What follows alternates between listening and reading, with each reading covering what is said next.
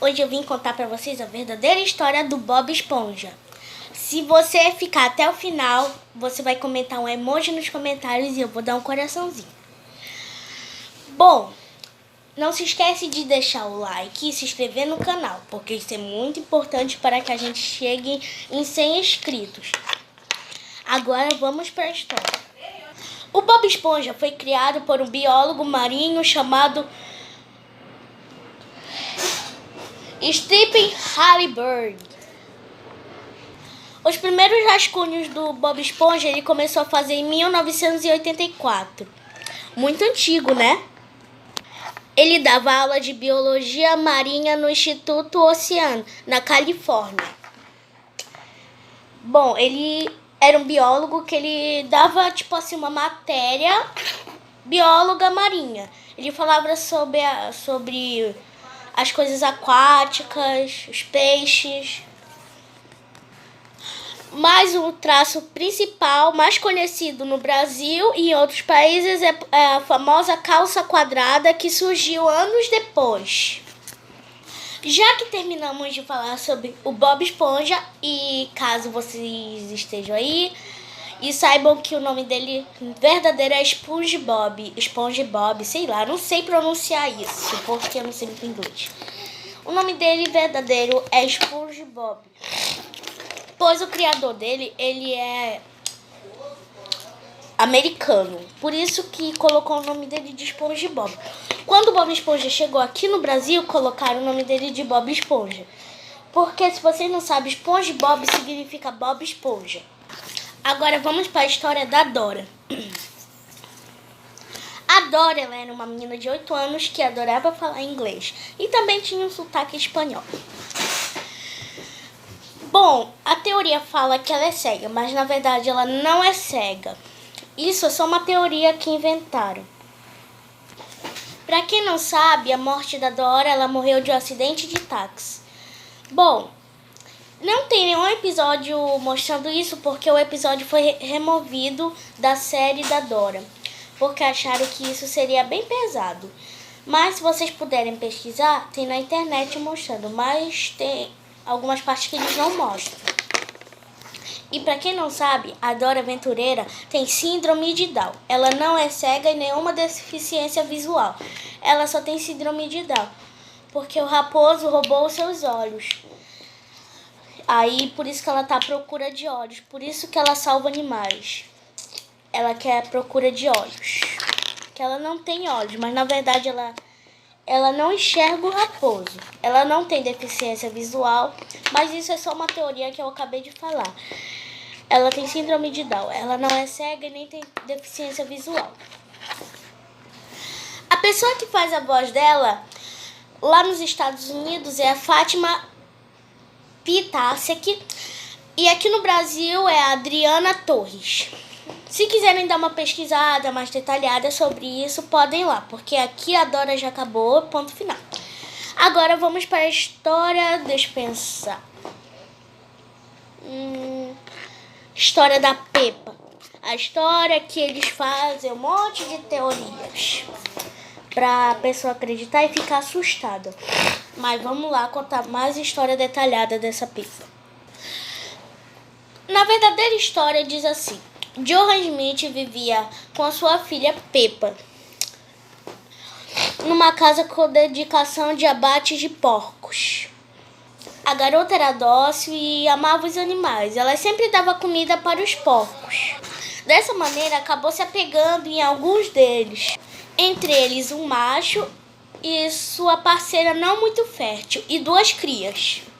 A Peppa Pig foi banida na China por promovida a subcultura gangster e também estimular as crianças a falar sotaque britânicos. Ah, mas Carol, e a teoria da Peppa na janela? Vou já contar isso. A Peppa era uma irmã mais velha e os pais descobriram que ela tinha câncer e ela tinha que ficar em repouso em sua cama. Ela tinha que ficar na cama em observação por 24 horas e nunca melhorava. Por isso, adotaram outra menina e chamaram ela de Peppa, porque eles eram uma família porco. Porque, para quem não sabe, esses porcos, na verdade, mataram a família real que ia fazer essa série. Então, por isso que eles são uma família porco e resolveram construir essa família. E eles adotaram outra Peppa e chamaram do mesmo nome que a filha deles, que é Peppa, né? Por isso que a filha estava na janela. E se quiserem dar uma pesquisada depois mais detalhada e tal, agora vamos para a história do Mr. Bean, que é uma história bem delicada, né? O Mr. Bean, ele era um anarquista e narcisista. Para o comediante Rowan Atkinson, né? Eu acho que é isso. Mr. Bean era um anarquista, egocêntrico e narcisista. O criador principal é conhecido como espalhar caos e confusão pela cidade. Ele era uma criança de 9 anos presa no corpo de um adulto. Por isso que ele tinha um urso que ele falava sozinho. Tem uma lenda que o Mr. Bean ele era mudo. E se vocês verem direito no episódio dele que ele fala inglês, que é em inglês o episódio, vocês veem que eles não falam muito. Ele só faz... Entendeu? Por isso que ele era mudo. Só que no episódio brasileiro, eles resolveram colocar voz no Mr. Bean, porque eles acharam que as crianças iam perceber que o Mr. Bean era mudo. E não queriam causar uma má impressão no desenho. O Mr. Bean, ele não tinha alguma deficiência, ele só tinha narcolepsia, que é uma doença que adormece,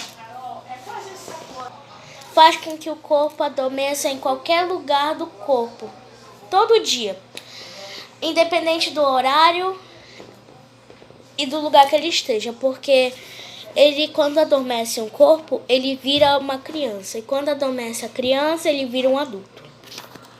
Ah, cara, mas qual é o QI dele? Gente, vocês não vão acreditar, o QI dele é mais alto do que o Albert Einstein. O Albert Einstein ele tem o QI de 160 e o Mr. Bean tem de 178, que na verdade é o Rowan Atkinson. Eu acho que é isso que pronuncia, né? Se vocês forem bom em inglês, pesquisem aí. E se vocês ainda não perceberam, o pronúncio do nome dele significa Senhor Feijão, por ele ser curto e bobo. O dublador de Mr. Bean aqui no Brasil se chama Júlio Chaves. Ele morreu dia 10 de agosto de 2021. Porque ele faz muito tempo que ele está dublando Mr. Bean, se eu não me engano, desde 2004. E ele acabou ficando bem velho e morreu dia 10 de agosto de 2021, terça-feira. O Mr. Bean foi criado em 1990 e ainda é um sucesso entre livros, séries e filmes, né? E para vocês que não sabem, existe esse livro do Mr. Bean e é bem legal. Para amadores de comédia é bem legal. Agora, como acabamos o assunto sobre Mr. Bean, agora a gente vai para Hello Kitty, a verdadeira história da Hello Kitty. A Hello Kitty foi criada em 1974 por um design da empresa Sarion. A Hello Kitty nasceu no dia 1º de novembro, após o período da guerra e caos no Japão. A sua verdadeira função principal é incentivar a amizade das pessoas e promover felicidade. Existe uma lenda de conspiração dizendo que a Hello Kitty